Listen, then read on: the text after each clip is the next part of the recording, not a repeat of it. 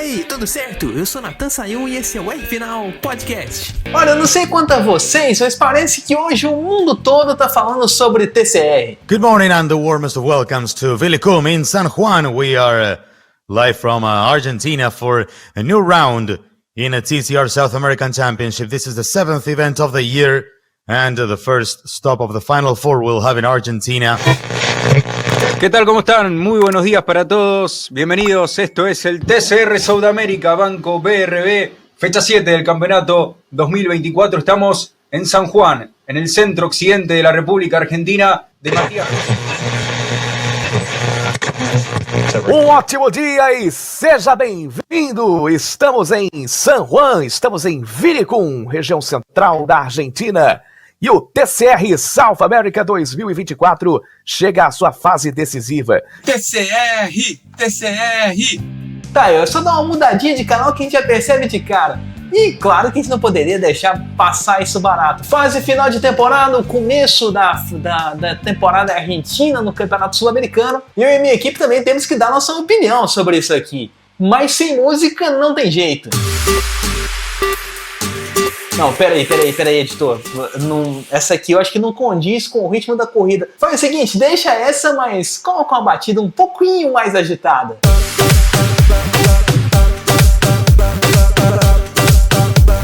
Agora sim, acertou de novo o nosso editor. Inclusive, avenida elétrica em todos os sentidos, porque a pista de San Juan, ela tem sim a característica de ser muito larga, mas acho que os pilotos desse fim de semana alargaram ainda mais com as disputas e fizeram ali o traçado seletivo ser usado com várias vertentes, né? Na corrida 2, a maior agressividade dele não foi para assumir a ponta sobre o Rafa Suzuki, foi no duelo pela quarta posição, lá no comecinho da prova, contra o Rafa Reis e o Juan Rosso. Ali na tangencinhazinha para a esquerda, ele fez duas coisas ao mesmo tempo, ou quase que ao mesmo tempo, né, pra gente não ser hipócrita aqui, porque ele tava num espaço de milésimos de segundo se defendendo contra o Juan Rosso, que tava vindo forte ali do lado direito, e ao mesmo tempo ele achou um espacinho ali do lado esquerdo para mergulhar para cima do Rafa.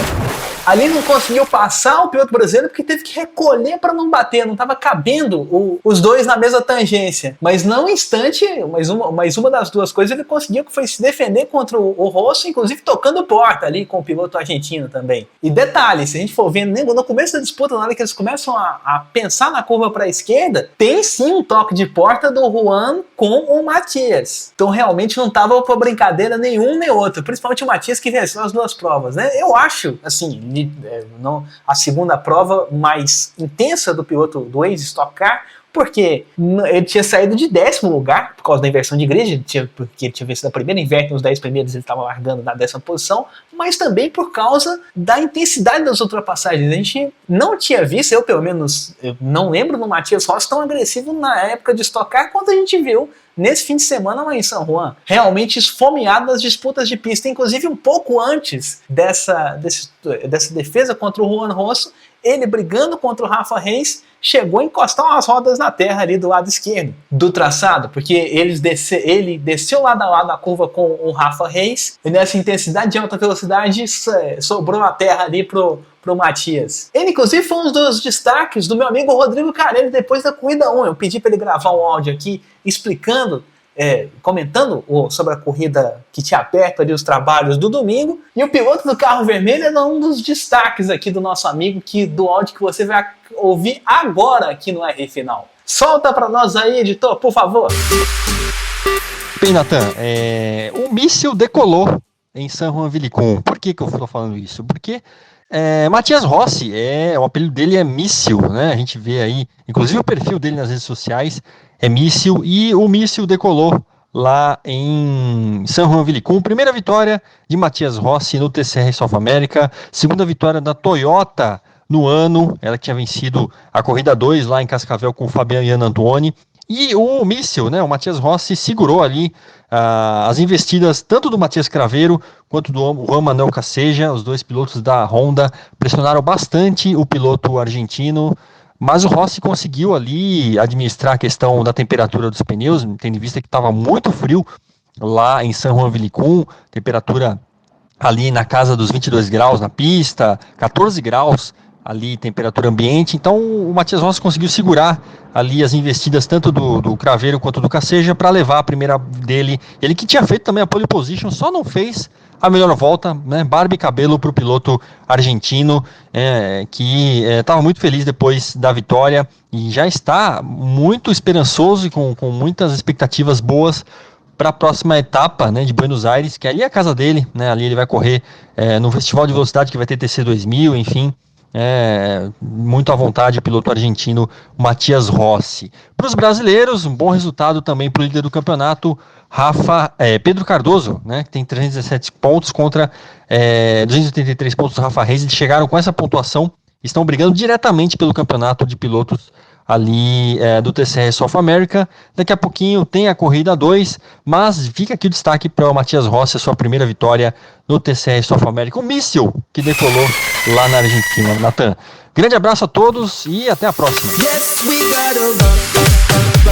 Tá aí o Rodrigo Carelli, deixa tocando essa música aí, tá muito abusado ele, que participa bastante, agora começou a participar bastante aqui do R Final, e eu também tô invadindo lá o canal dele semanalmente no Entusiasta Sobre Rodas, a gente tá fazendo uma live juntos todas as quartas-feiras, então ele aproveitou pra dar o toque dele também aqui no nosso podcast. Eu tô dando o meu lá no Entusiasta Sobre Rodas, ele tá dando o toque dele aqui no R Final. Mas entrando já nesse jogo dele, de sacar personagens pra corrida 1, eu vou colocar aqui outro Matias, que foi o Craveiro, o piloto que estava vindo da Turismo Nacional da Argentina, disputando a sua primeira prova na temporada, e naquela prova já tinha andado muito bem. Largou na terceira posição do grid, chegou a andar inseguro nas primeiras voltas, pressionando o líder Matias Rossi, e mesmo não ter conseguido segurar a segunda colocação, depois ele entrou num duelo contra o Lionel Pernia, que é um grande piloto da Turismo da TC 2000, que é equivalente a nosso Stock Car aqui, e levou a melhor, os dois disputando a reta lado a lado, sem push nem nada, os dois disputando na pura força do motor, e o Craveiro arrumando muito bem a linha de dentro para pegar aquele terceiro lugar de uma vez. Verdade seja dita que ele não relargou bem, né? Essa disputa toda foi porque ele não relargou bem. Realmente, se a gente for olhar ali no replay, o Juan Casella larga melhor, pula melhor na hora da bandeira verde, passa na primeira curva o piloto argentino, e o Pernia vai no embalo e também ultrapassa. Mas essa recuperação dele eu achei muito boa, porque a gente está falando aí em termos de história, né? Que ele venceu um duelo contra um piloto que é tricampeão dos 200 quilômetros de Buenos Aires. Então, realmente foi uma grande façanha. Uma grande façanha também, mas pro lado negativo, do Fabiano Iannutuani. A gente lembra de que ele venceu uma das corridas lá em Cascavel, da TCR South America neste ano, agora de 2024, e ele deu uma escapada sozinho, rapaz, de traseira, na curva para a esquerda, o carro foi embora, porque ele não conseguiu controlar direito o contorno da curva. Chama atenção o jeito que ele reagiu a isso, ele desceu do carro, batendo a porta do carro com força, como se fosse aí um aluno frustrado que não passou na prova de autoescola. E isso aí acho que fica até a maior decepção do fim de semana, porque ele não estava conseguindo andar bem desde os treinos, e não estava chamando atenção, foi chamar realmente nesse lado negativo. Aí realmente, para quem tava torcendo por ele, acho que também bateu a porta de casa. Agora eu digo que foi a maior decepção do fim de semana, porque ao contrário do Pedro Cardoso, ele não disputa a temporada. Então, realmente, depois daquela etapa de Cascavel que ele venceu uma das provas, o Fabiano Iannutuani tem sido literalmente mais um no grid da TCR South America. Não tem mostrado aquela constância que a gente costuma ver aí de pilotos desse calibre, né? Como o Juan Casella, como o Juan Rosso. E aí, nesse momento, para mim, ele ficou para trás. Sobre o Pedro Cardoso, o que eu acredito desse fim de semana dele, eu acho que poderia ter sido, foi ruim, mas poderia ter sido muito pior. Por quê?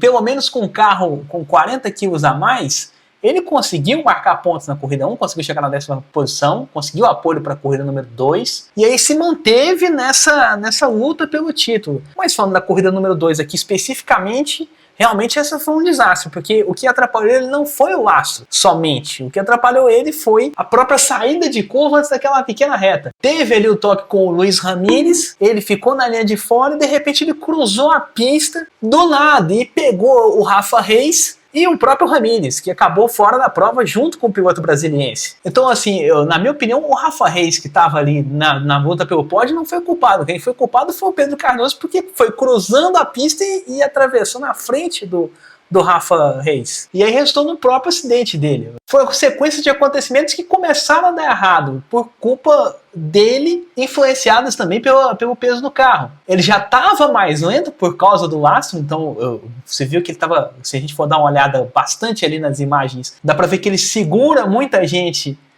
que estava atrás dele, mesmo se defendendo bem dos ataques nas disputas por posições, mas ali com o toque que o Ramírez deu nele, ele deu uma balançada, e nessa balançada ele entra errado na reta, perde o embalo da corrida em termos de ritmo e dá essa guinada estranha para a esquerda ali no final da reta. No meio da reta, perdão. E aí acontece assim, essa rodada junto com o Ramírez. O Ramírez é pego de passageiro nessa rodada do Cardoso. E aí sobra bem pro Galinho de Osman. O Galinho de Osman já tinha feito uma boa largada na primeira corrida, tinha conseguido aquele pulo que o fez sair de quinto para terceiro, mas não tinha tido aquele ritmo para brigar pelo pódio. E nessa segunda corrida, ali sim ele foi agraciado, saiu para a terceira colocação e conseguiu aí o seu maravilhoso pódio, chegando no terceiro lugar. Sobre o campeonato a gente vai atualizar para você depois, tá? Porque ainda não saiu a classificação para mim, nem para os nossos amigos aqui sobre a situação do campeonato. Mas assim que eu tiver, eu coloco lá no meu Instagram, @NatanRFinal. Falei até que ia colocar sobre as novas atualizações sobre o Felipe Massa, eu não coloquei porque não surgiram novas. A situação se manteve a mesma desde que a gente falou na semana passada, que ele tinha sido punido mesmo, com regularidade na corrida número 2 da semana passada no Velopark, e ele tinha perdido o pódio. E esse resultado se manteve até essa semana que a gente está gravando o podcast. Não teve nenhuma alteração. Mas a classificação de momento, eu repito, vou passar assim que eu tiver com ela aqui no meu sistema. Mas o que eu posso passar para você aqui agora são os detalhes técnicos do meu amigo engenheiro, que esteve lá na tradução oficial da TCR, a tradução que foi ao ar em português, né? A gente passou no ar aqui para você a transmissão em espanhol, a tradução em inglês e a tradução em português. Ele esteve na tradução oficial em português e no meio da correria teve tempo sim de gravar pra gente. Então vamos ouvir aí Ricardo Arcuri mais uma vez, gente, sobre o circuito de San Juan. TCR. Olá, caríssimo Natan e amigos do podcast R Final. Bom, Natan, estamos começando a fase argentina da TCR South America, as últimas 4 provas da temporada nesse circuito muito seletivo de San Juan Vilicum. Um circuito grande até para os padrões sul-americanos. E por ser grande, me veio à cabeça Júpiter. DJ, toca aí.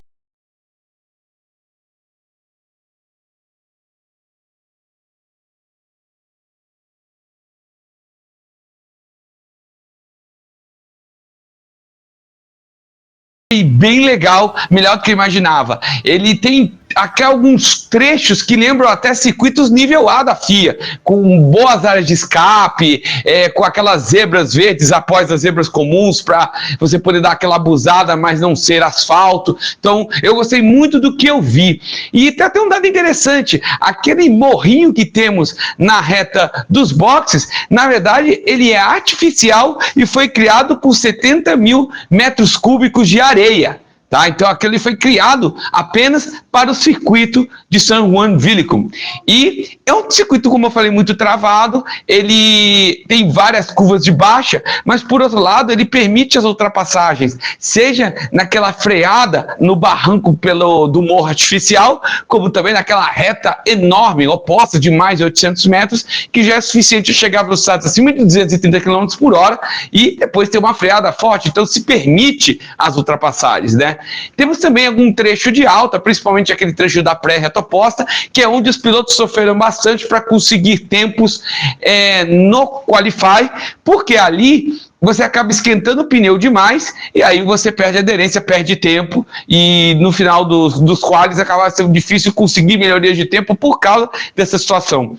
Um outro detalhe muito interessante é que a pista está muito seca, o ar está muito seco, apenas 19% de umidade relativa do ar no quali do sábado, o que na verdade se torna algo interessante para a arrasto aerodinâmico, porque você diminui o arrasto dessa forma, mas por outro lado para os motores pode ser algum tipo de problema, num caso mais extremo devido a problemas de knocking, ou se preferir pré-detonação, tá?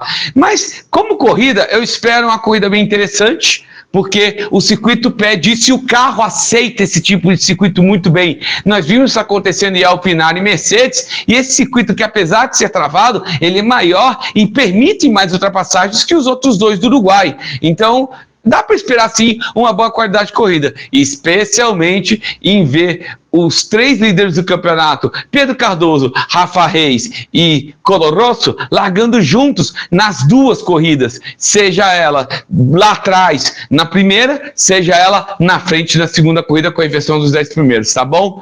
Com certeza, um carro que vestiu muito bem o circuito e um circuito que veste muito bem o carro, tá bom? É isso aí, Natan, um grande abraço e uma boa semana a todos!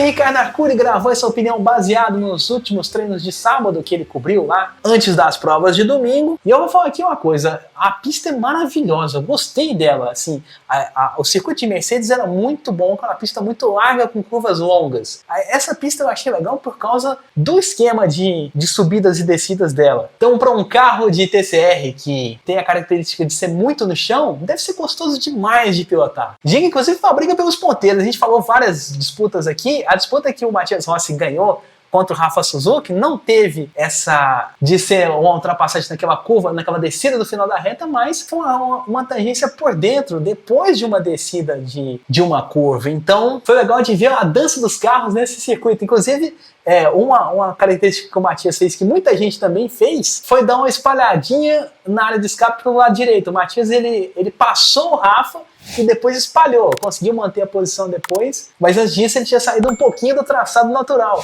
Mas eu acho isso normal para uma corrida tão intensa, também para um traçado tão seletivo. Isso aí faz parte do show, e eu adorei esse show. E tomara que essa agressividade aí da galera, também com essa gana de aproveitar os inúmeros traçados, as inúmeras linhas de traçado que existem nas pistas, continue para as próximas etapas. A gente vai ter daqui 2 semanas, 3 aliás, né? A etapa de Buenos Aires no dia 6 de outubro, que tem a característica de ser uma pista com miolo travado, mas com a reta consideravelmente boa, porque ela tem uma extensão longa e uma tangênciazinha para a esquerda no meio dela, e em seguida de mais um trecho em linha reta total para a curva para a direita. Então, falando aqui de velocidade, de pilotos que gostam de ganhar posições, para mim é um prato cheio ali para pelo menos arriscarem algumas linhas diferentes. É o que a gente vai descobrir nas próximas etapas. Serão 2 corridas por lá e a gente vai estar falando tudo sobre isso lá no R Final, sobre essa etapa. Por hoje a gente vai ficando por aqui, mas fiquem ligados aqui nos nossos outros parceiros, né? Estou entusiasta sobre rodas, como eu falei do Rodrigo Carelli. Tem o JW News, um portal de notícias nota 10, que tem notícias de vários esportes, entre eles o nosso automobilismo, jwnews.com.br, é só acessar lá.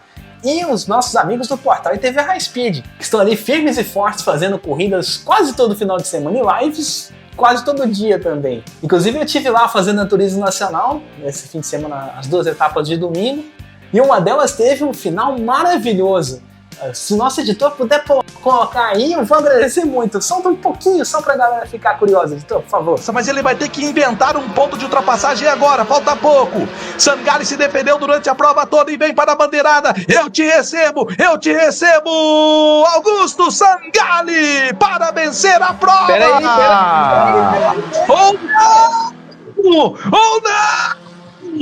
Deu Scherer! É impressionante, ele pegou o vácuo, botou de lado!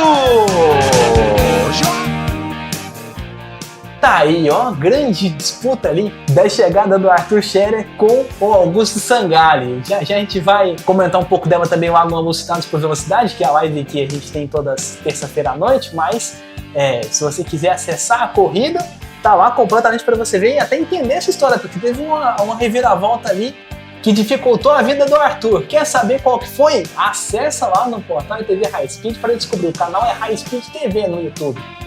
Por hoje, até a próxima e um grande abraço!